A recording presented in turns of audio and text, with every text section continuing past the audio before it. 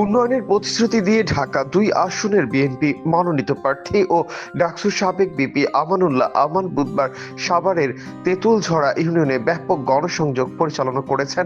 দলীয় নেতাকর্মীদের সঙ্গে তিনি ভোটারদের দাঁড়ে দাঁড়ে গিয়ে লিফলেট বিতরণ করেন এবং ধানের শীষ প্রতীকে ভোট প্রার্থনা করেন।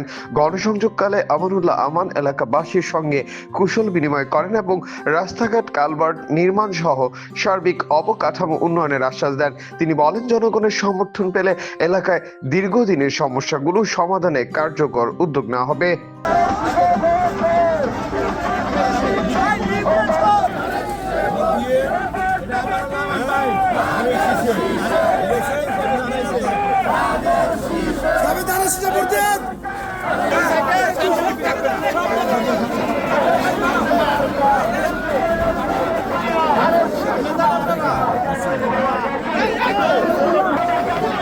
দৈনিক আজকের বাংলা .net